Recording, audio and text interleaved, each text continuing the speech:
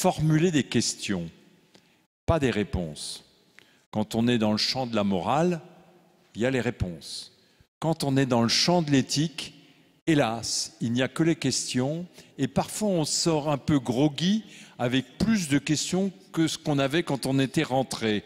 Il faut beaucoup de maturité pour accepter ce qu'a accepté le public strasbourgeois pendant une semaine, c'est d'être confronté à l'abîme et au vertige d'un train emporté à grande vitesse et qu'on ne peut pas arrêter. Nous avons tous le vertige et ce vertige, je trouve qu'il se calme un peu lorsqu'on peut s'approcher des scientifiques, s'approcher de ceux qui nous expliquent ce qu'ils font et qu'on peut tous en discuter ensemble et se questionner les uns les autres. Je crois que pour une année de transition, on a réussi à offrir au public des débats de qualité, des débats riches avec des intervenants de tous bords. Et donc dans ce sens-là, je crois qu'on peut se féliciter que c'était une belle réussite. Tous les citoyens ne sont pas forcément au courant, ne sont pas forcément informés des enjeux. On a entendu parler d'intelligence artificielle, tout le monde ne sait pas quel va être le bouleversement que l'intelligence artificielle va apporter pour la société.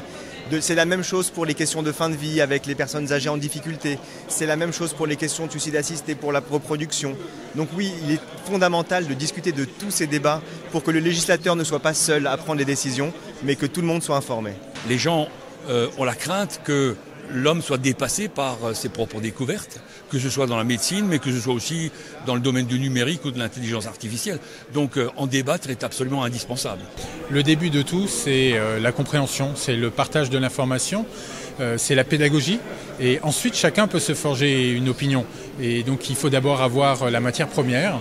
Et c'est ce qu'on nous explique dans ces débats. Il faut aussi avoir différents points de vue, le médecin, le sociologue, le scientifique, l'association, le patient. Tous ces points de vue-là permettent de construire une opinion et d'avancer dans le débat.